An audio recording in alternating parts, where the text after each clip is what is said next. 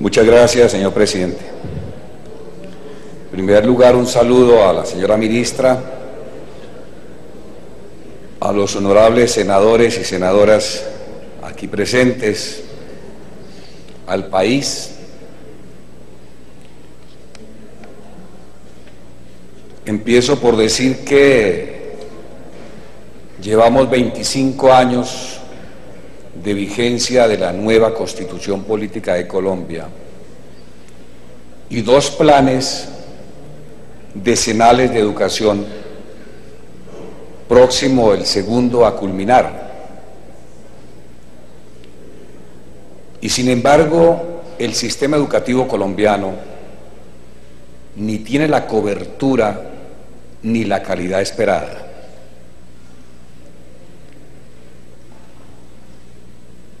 Este es un debate sobre unos temas muy concretos, porque el asunto educativo es definitivamente extenso.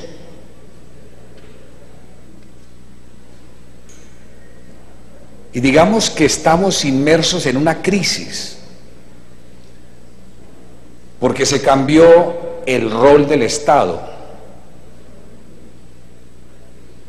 Porque lo que ayer era misional en el Ministerio de Educación, como en otros ministerios, se cambió por contratación. Porque no hay un solo programa educativo del Ministerio de Educación Nacional que no esté tercerizado a través de contratos. El PAE es el terreno propicio para la corrupción, doctora Viviana. Y eso se debe a la concepción con que se construyó el PAE y a su administración. Es que el PAE no es el derecho ni la garantía de los niños a no tener hambre. No, para eso no está el PAE. El PAE es para armar un negocio tras de prodigarle a los niños una alimentación de malísima calidad. Pero además, lean el PAE, ministra. Y lo primero es una confesión: el PAE no es un plan alimentario, es una estrategia de retención escolar. ¿Qué tal es? Entonces no es un plan de alimentación, es una estrategia. Se dijo en la ley 1450 del 2011, el primer Plan Nacional de Desarrollo: vamos a universalizar el PAE. ¿Y qué ha pasado, ministra? Se superfocalizó el PAE. Es decir, no hay una universalidad en esta política. ¿Y en dónde está el tema de la corrupción? Pues en la forma de contratación, en la vigilancia, en la supervisión. Es que no pueden supervisar desde la capital de un departamento lo que ocurre en las provincias. Es que no puede existir control con sencillamente cumplir con un requisito: nómbrese a alguien supervisor del plan o del contrato tal. Es que hay un robo de frente, ministra. Cuando uno se va a las escuelas, esas escuelas rurales y las urbanas, de las públicas, y uno observa lo que le entregan a los niños, a los maestros como alimentación, produce grima. Es que se roban la alimentación de frente. Resulta que usted, ministra, el ministerio habla de unos lineamientos del PAE, la resolución 16432 del 2015, y allí se establece que hay que dar unos gramos en la ración alimentaria por niños según la edad, de 4 a 6, de 7 a 12 años. Y entonces se dice, por ejemplo, que el pollo, imagínense entregarle a una escuela de 11 niños una escuela unitaria, rural. Esto que estoy mostrando es un documento oficial, ministra. Y se le entrega 718 gramos para una semana a esa escuela de 11 niños. Vayan sacando cálculos. Y se le entrega ración al niño 32 gramos de pollo, cuando dice el lineamiento, esta ración la dejan por escrito, ministra, y le entregan a la maestra directora esa ración sin pesársela siquiera. Ahí hay otro túmbale. Y mire, el lineamiento habla de 50 gramos a 76 gramos para los niños de 4 a 6 años y de 7 a 12, 78 gramos. ¿Y cuánto le entregan? 32 gramos. Pero claro, como es de retención escolar y no es plan de alimentación, posiblemente esa puede ser la excusa. Y así con todo, con el arroz 29 gramos, con la papa 29 gramos. No alcanzan a entregar 1 kilo de papa para 11 niños en una semana, 730 gramos. La verdura, todo, en todo hay trampa y hay robo. Entonces, ¿cómo pretendemos que los niños de las escuelas públicas tengan una buena alimentación? Repito, claro, como no es plan alimentario, sino es una estrategia de retención, es que es risible. 1.250 pesos un almuerzo. Y todo el peso financiero se lo va descargando el Ministerio de Educación Nacional y le dice al país: si no colocan dinero los municipios, los departamentos, entonces pues no va a haber PAE. Miremos cómo ha sido la inversión del ministerio en este programa, que a nuestro juicio es muy importante. En el 2014, inversión del ministerio, se asignaron 766.480 millones de pesos. En el 2015 llegó a la cúspide, 821.000 millones de pesos. Y ahí coincido, doctora Vivian, que comenzó un descenso sospechoso, porque en el 2016 fueron 400.000 millones de pesos y ahora se habla de un incremento en 278.000 millones de pesos, pero ya están metiendo al SGP, al Sistema General de Participaciones. No, estamos hablando de los recursos de inversión del ministerio en este programa, no de otras fuentes de financiación. Pero ya se propone para el año entrante, en el proyecto de presupuesto, que apenas van a existir 500.000 millones de pesos, y eso por supuesto va a terminar desfinanciando. ¿Qué propone el ministerio, señora ministra, para resolver esta crisis? La creación de la Agencia Nacional Alimentaria, de la ANA. Y entonces el lenguaje que utilizan en ese proyecto de ley no es para garantizar el derecho a no tener hambre, sino por la posibilidad, comillas, de recibir alimentos. Un Estado social de derecho dirigido por un gobierno no puede ser irresponsable frente al derecho a la alimentación de los niños en Colombia y cambiarla de derecho a posibilidad o oportunidad. Pero además, en este proyecto se deroga la universalidad del PAE, es decir, se acaba con el artículo 136 en su parágrafo cuarto de la ley 1450. Pero además ese proyecto autorizaría intervenciones abusivas en el manejo del PAE, con un propósito: centralizar la contratación del PAE. Yo creo, ministra, que lo mejor es volver a contratar con las asociaciones de padres de familia, con los dolientes de sus hijos y contratar con ellos la prestación de este derecho, de este plan de alimentación escolar. Ese consejo directivo del ANA que propone ministra desconoce la participación de la comunidad educativa, pero además, con tan poco dinero, y monta un esquema burocrático enorme, 10 artículos creando burocracia, desmonta finalmente la responsabilidad financiera de la nación en este tema. Yo quiero hablar sobre el tema de ser pilopaga. Ser pilopaga no es una beca, y eso hay que decírselo con claridad a los colombianos. Ser pilo es un crédito. Se utiliza una publicidad engañosa.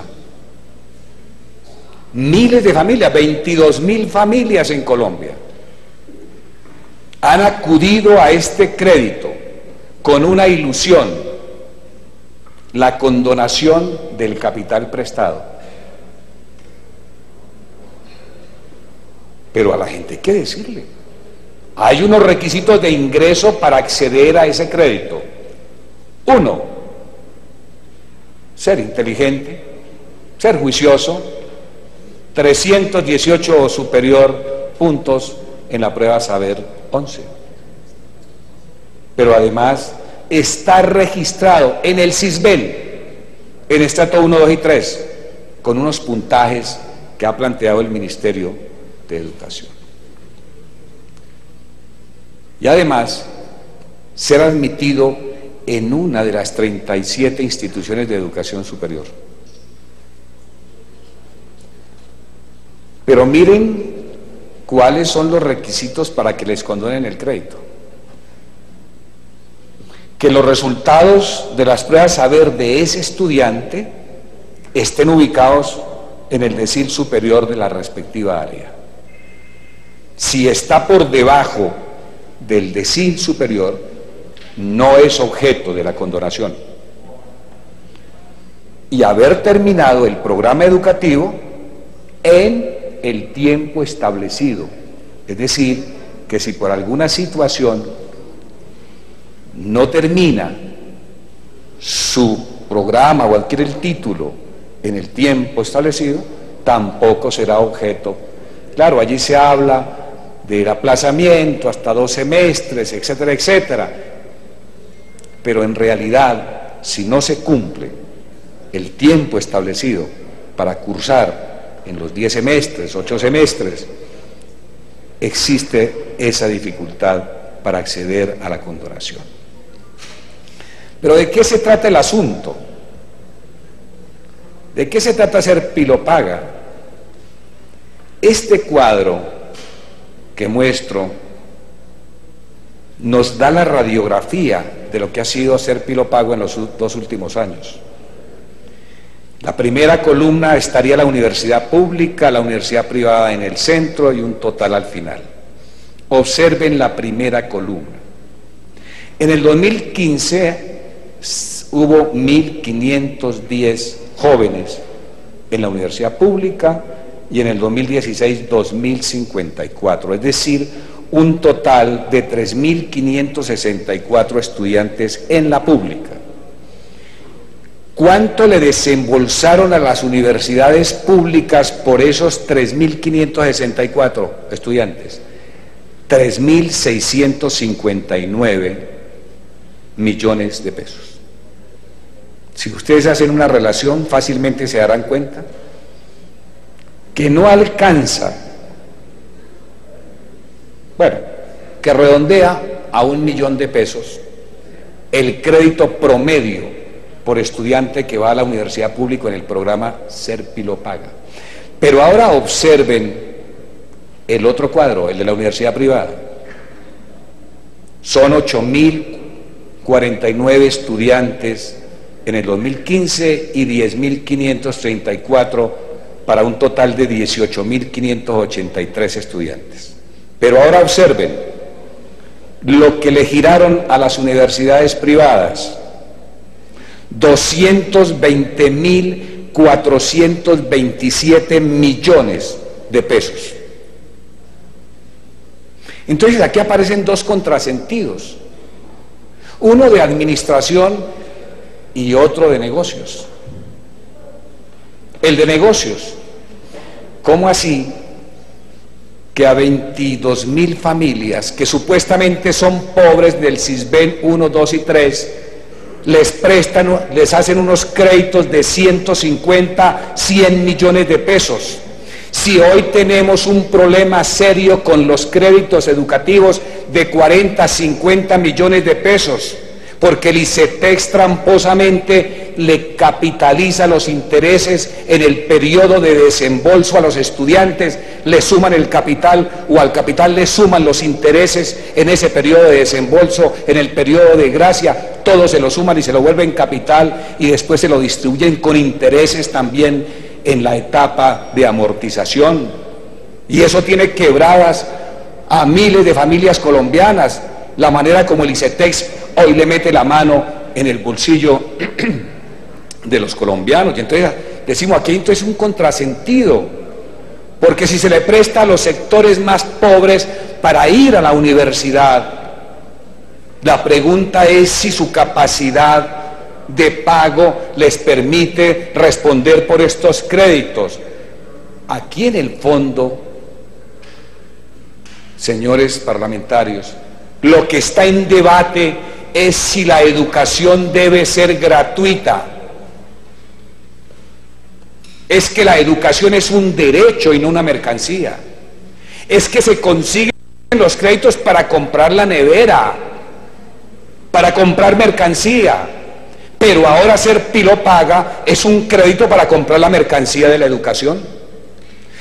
Y aquí se están desviando. Esta es una forma, este es un canal de desvío de recursos públicos hacia la universidad privada. Y yo no es que tenga aquí un prurito contra la universidad privada, porque cumplen un papel importante en la educación de Colombia. Nadie puede negar la importancia de universidades privadas. Pero lo que no es justo es que los recursos del Estado, a través de ser pilopaga, terminen siendo una forma de ingresos de recursos del Estado al sector privado. Pero también aquí hay un contrasentido de administración. ¿Cómo así que a mayor inversión, menor cobertura? Imagínense por un momento, si esos 220.000 millones de pesos hubiesen ido a la universidad pública, hubiese alcanzado para prestarles de a 1.000.000 de pesos a 220.000 estudiantes colombianos. Esto nos permite ir pensando en si es posible en Colombia, doctora Susana, pensar en una ley de la educación gratuita desde el preescolar de 3 grados hasta la universidad, como es el derecho en otros países de América Latina, en Argentina, en Uruguay, en Bolivia, en Ecuador, en Brasil, hasta en la propia Venezuela. Ese es un tema que nos parece de una importancia enorme, y que por supuesto que esto de ser pilopaga es un momento importante o es una oportunidad para pensar en este tema. Señora ministra, este gobierno viene produciendo una serie de decretos no concertados con el magisterio ni con las comunidades educativas. El decreto 501 de jornada única, es uno de esos decretos. La jornada única, que no es una política sindical, no fue una reivindicación, gracias, no es una reivindicación del magisterio. La jornada única fue una invención del gobierno hace 60 años, se trasladó el esquema productivo del Fordismo, en donde la empresa no debería quedar cerrada o pararse la producción por unas horas, sino que fuera de manera permanente, y se habló de las 3 jornadas de trabajo, y ese esquema nos lo trajeron al sistema educativo colombiano, e incluso de América Latina. Claro que queremos jornada única, por supuesto que es importante la jornada única, pero esa es una medida que tiene que ser consultada con la comunidad educativa, con los que saben de educación, pero no puede ser ni demagogia ni farsa. Ministra, le pregunté hace un tiempo cuánto costaba la jornada única y me contestó, me dijo 16.3 billones de pesos, y me contó que lo que más costaba era la infraestructura y lo que menos costaba era la ampliación de la planta de personal docente administrativa. Pues bien, es posible ampliar la cobertura, y estamos hablando del 30% nomás, que es lo que se estableció para el año 2018, porque se habla de 100% al 2025, para hacer Colombia la más educada. Pero uno se pregunta, si en el 2016 se apropiaron 325.000 millones de pesos para infraestructura, para esta infraestructura nueva, de nuevas aulas escolares, pero también para reparar casi la mitad de la deteriorada planta física de las 40.000 sedes que existen en Colombia.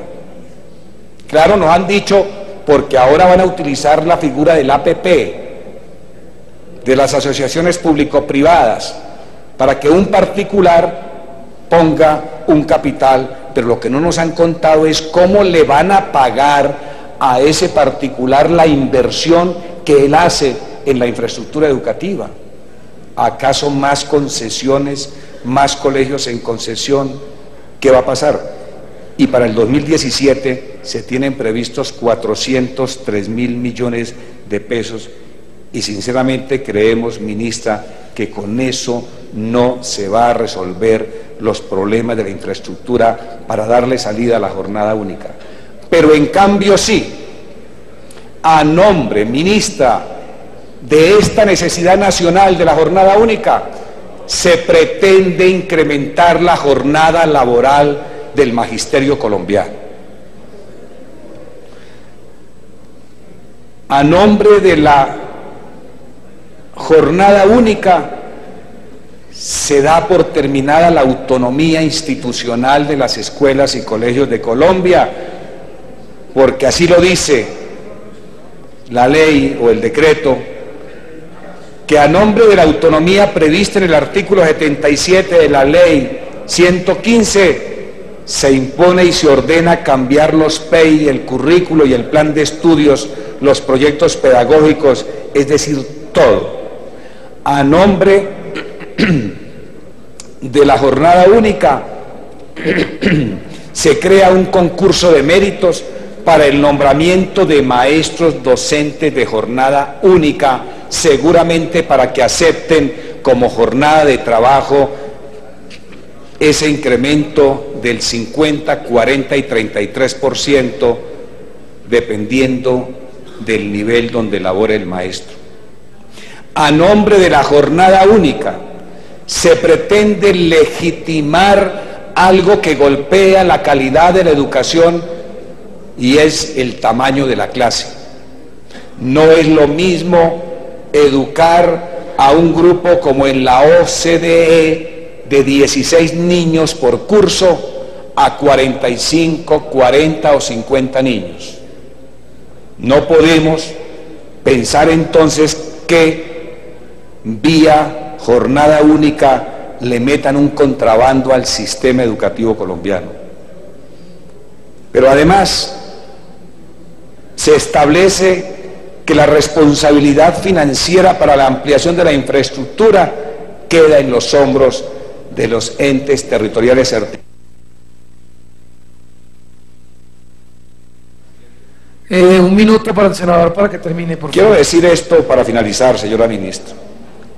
Colombia debe ser la más educada. Y si en serio estamos pensando que en el 2025 Colombia sea la más educada, llamo la atención al país en lo siguiente. Hoy existe 1.500.000 niños, ministra, de 3 y 4 años, que están por fuera del sistema educativo, que no tienen acceso ni al prejardín ni al jardín. Para dentro de 10 años, 9 años, ese 1,5 millones de niños deberían ser jóvenes que pasaron por la educación más importante, en el momento más importante, de 3 a 6 años, para desarrollar la capacidad. Un minutico, termine, senador, bien pueda. Para que pueda desarrollar la capacidad afectiva y cognitiva, y por eso darle cabida a esos 75.000 niños para ser los más educados en el 2025, significaría, ministra, crear, construir ya 75.000 aulas escolares y nombrar 75.000 nuevos maestros del preescolar. Ministra, hay que concertar la política educativa. No vamos a permitir que se siga imponiendo lo que la OCDE y el Ministerio de Educación Nacional le quiera colocar a la educación pública en Colombia. Muchas gracias, señor presidente. A usted, senador. Señora ministra, tiene el uso de la palabra para responder a los honorables senadores.